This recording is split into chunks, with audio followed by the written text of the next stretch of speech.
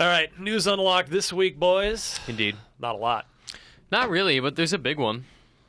The big Destiny thing of the week. So on Reddit this week, there was this gigantic conspiracy theory expose mashup thing. It was on the Destiny forums. It was on Reddit. It actually got deleted from Reddit a couple times. I don't actually know where this dude got the info, but a lot of it seems really credible. Well, he apparently claims that he was part of something last year, right? Like he signed an NDA thing. Like a focus test right. that he signed an NDA for, and in the IGN story, apparently the leaker, the person that wrote it, claimed that, well, since the game's out, that's no longer valid, which is completely wrong. It's totally how NDAs You're going to get sued. Not how that works. Congratulations. Yeah. So his thing was, hey, like last year when I played this game, it was about this totally different character named the Stranger. There were all these other missions and races and locations and characters that, hey, aren't in the final game, which had its story completely rewritten within the last year after, Joe Staten left for Microsoft. It's not entirely out of the realm of possibility that this is true.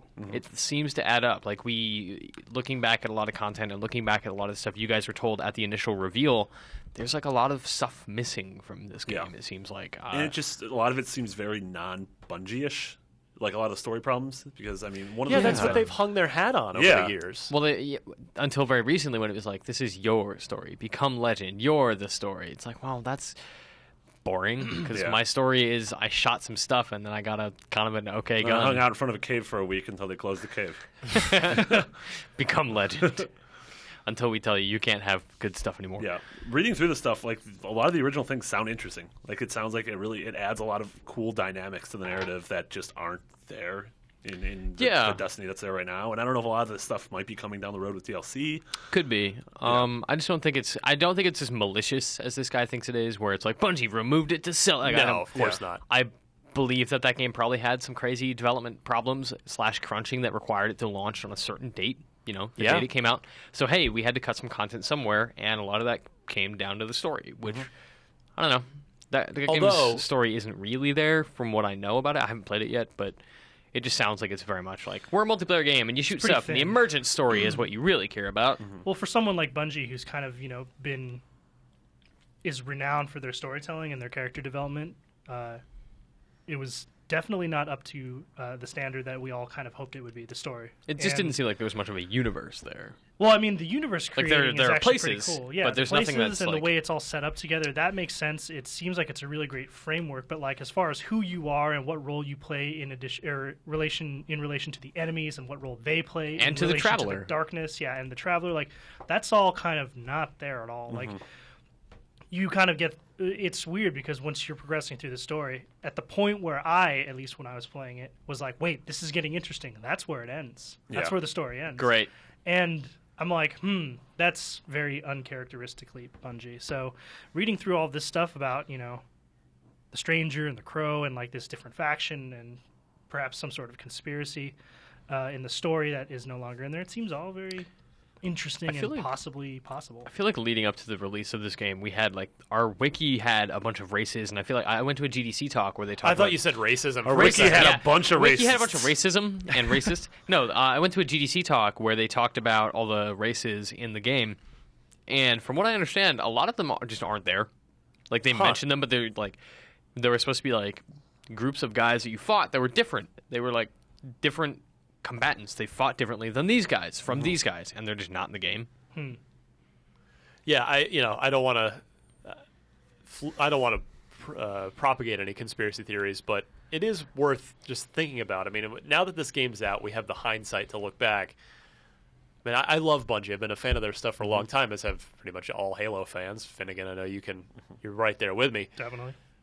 Is Destiny the game that broke up Bungie? I mean, you look at during the course of Destiny, Joseph Staten left, and he's claimed it was on good terms. I reread his farewell post today. And on definite not so great terms, Marty O'Donnell left. I mean, those are two employees, two parts of Bungie that had been there for over 15 years each. Yeah. I mean, that's a significant amount of time. That's crazy. So it's like, it's not like there was a mass exodus or anything, at least not that we've certainly heard about, but when two key guys leave like that, and then one under definite acrimonious circumstances, and the other one seemingly not. But then the game comes out, and the story, which was his job, is full of holes and problems, and it just makes me wonder. It's like, man, did something go down? What made Staten leave, or when Staten left, did they have anybody replace or finish what he did? Right. Or did they just say, "Oh God, we just lost like the writer guy"? I mean, it's unfortunate. Bungie. The good news is Bungie's still Bungie because I think as long as Jason Jones is there, with full respect to Marty O'Donnell and to Joseph Staten, I think Bungie is Bungie as long as Jason Jones is still there, because he has been sort of the design architect of that studio since its inception. He's the co-founder, and for a while I wondered if he was just more of a myth than a man, because it's like, maybe Halo 2 was just, or not Halo 2, but Halo. Maybe Halo was just sort of lightning in a bottle, the right place at the right time. I mean, not that they hadn't made good games before that with Marathon and but what Marathon have you, and Myth were not like huge. Halo big. Yeah. So it's like, maybe Halo was just the right thing, the right time, lightning in a bottle. But as I've said, when I got to sit down with him, he never likes to do interviews at E3 last year, so a year and almost a half ago now. It became very clear to me very quickly that this is a guy who knows exactly what he's doing in the design space, and I could just tell that he's clearly a guy that his team would want to work for, that would want to follow and want to be inspired by. So, but it is interesting that it's. I think a year ago we probably all, given Bungie's track record and our enthusiasm, I think we all almost somewhat expected and certainly hoped that Destiny was going to be the next big thing. Yeah. And it was going to be a 9+ kind of game. And now to fast forward to where we are, and it's like, well, gee, it's very good, but as Sean, as you said, it's a framework. Yeah, and that's not to say it may not improve in the future, right? Sure. It's been billed as this 10-year-long game, so a lot of the stuff that may seem thin now could very well not be like that in a year or There's no world time. in which I believe that the version of Destiny that launched this month is the version of Destiny that will exist in 10 years. Not like, it'll change. No, there will be 3 more games to come out in 10 years. Yeah. And so in that regard, there's plenty of room to expand and grow and really make it what everyone expected. So I hope that is the case. But reading through this again, the story that this post tells, in theory, feels a lot more Bungie-esque. There's this conspiracy that nothing is as it seems, right? You're entered into this world and things are presented to you, and then it's like, wait a second, but that's not how it actually is. There's something deeper here, and you have to kind of, like a detective, unravel the thread. That sounds much more like... It's very Combat Evolved in that way. Yeah, very kind of grand scope. And I think that's what kind of puts me off about this the most, is when you get to the story and you consider how long it took them to develop the game and make the game, the story is not indicative of how much time would have been spent on it. Sure. It seems, I hate to say it, the story seems kind of amateur.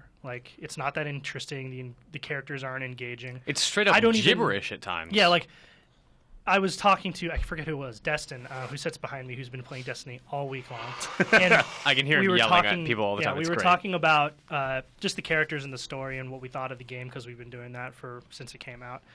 And I thought it was really funny that neither of us could name any of the characters. We all just know the speaker guy because that's his name, the speaker, and he's like, I speak for the Traveler.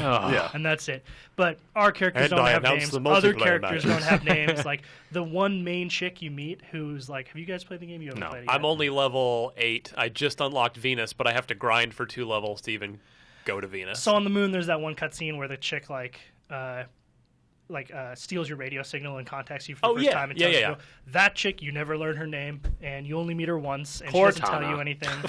And it's just very kind of you would have expected more. And so... Also, all the mission stuff is get the woozle wassle to the hoozlehorn. Yeah, it seems like...